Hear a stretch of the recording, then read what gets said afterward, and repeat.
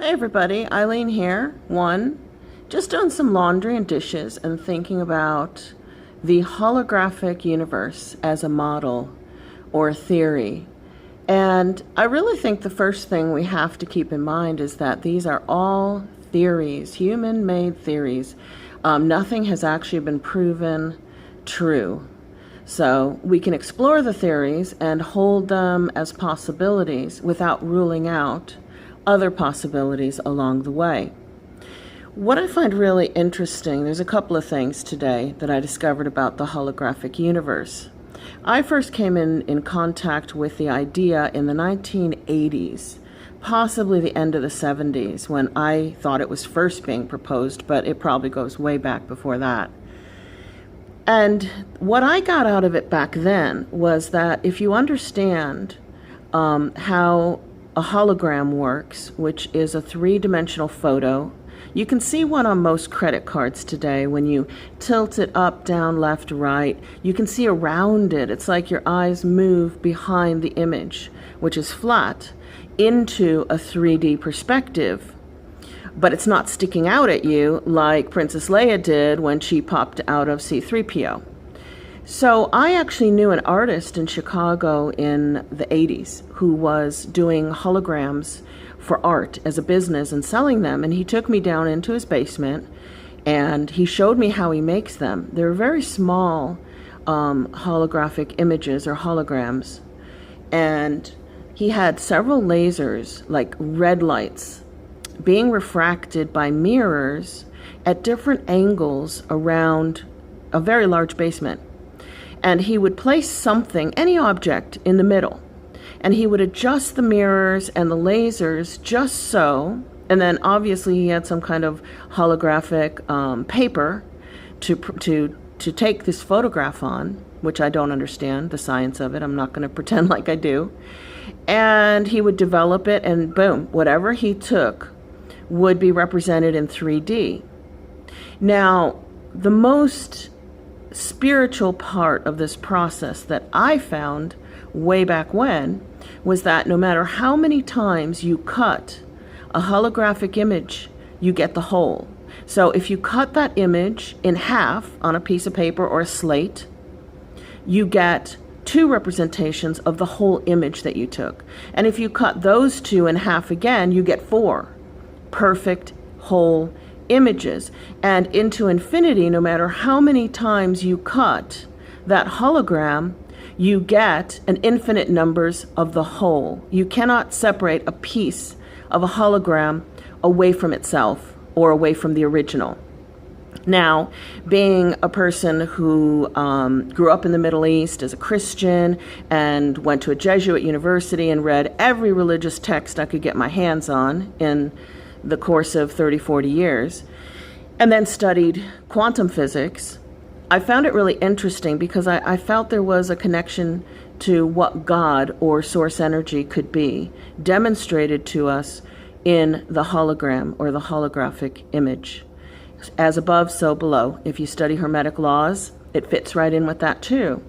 That if God or source energy is everything, everything that ever was, everything that is now, and everything that ever will be in the future, if that is the sum total of God, that includes us as not even cells of God. We're like minuscule, microscopic photons, like buzzing around a cell in the body of God.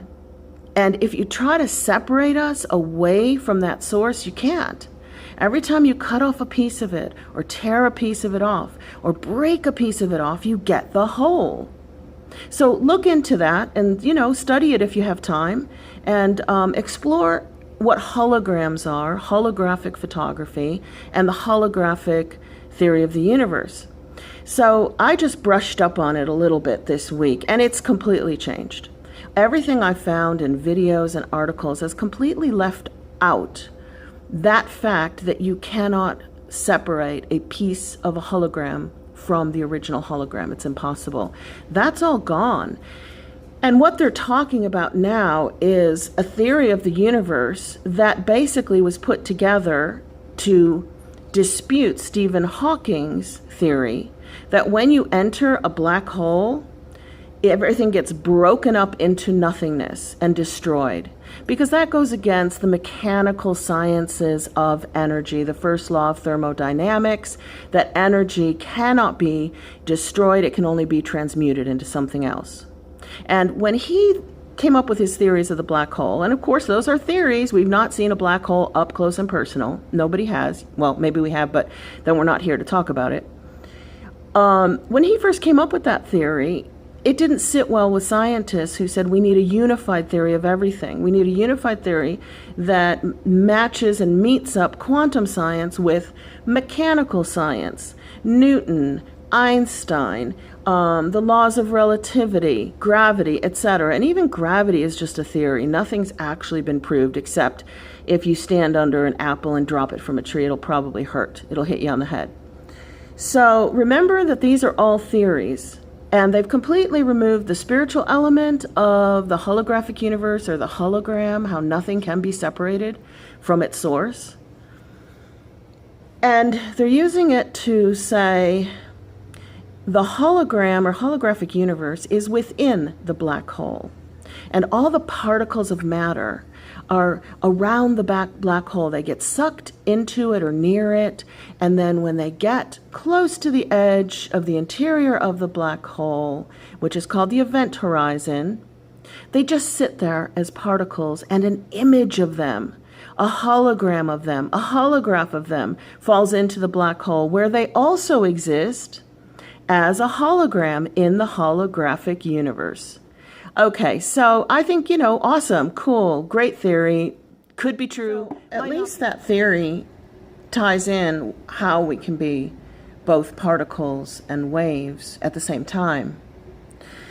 But I looked into my online dictionary today because I kept confusing the word hologram and holograph when trying to describe the scientific theory of the holographic universe, and I discovered something that's a little unusual, a little weird.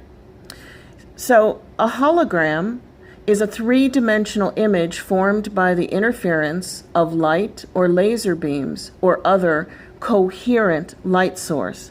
Now think of the term coherent light source, and if you've ever read Heart Maths, which I would highly recommend you do, there's a lot of spiritual information coming from coherence, and coherence of mind and coherence of feelings, heart, love, etc.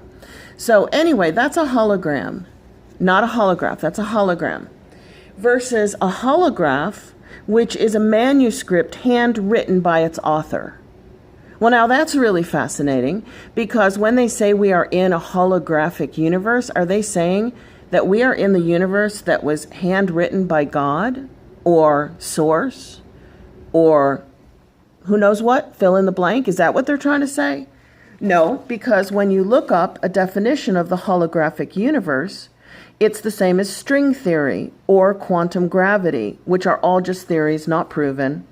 And this is the definition, that space, all space, which we are in, is a lower dimensional source of light projected into reality.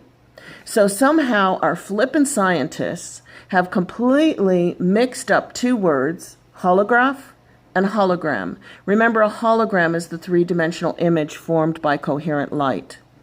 And remember, holograph is a handwritten manuscript. And they're calling this the holographic universe theory, when it should be called the hologrammic universe theory, if they want to keep saying it's tied to a lower dimension projecting light source into reality to create 3D. Or are they saying that God has written this universe for us by hand? Look it up. Check it out, guys. I find this really fascinating. Okay, much love. Talk to you soon. Bye.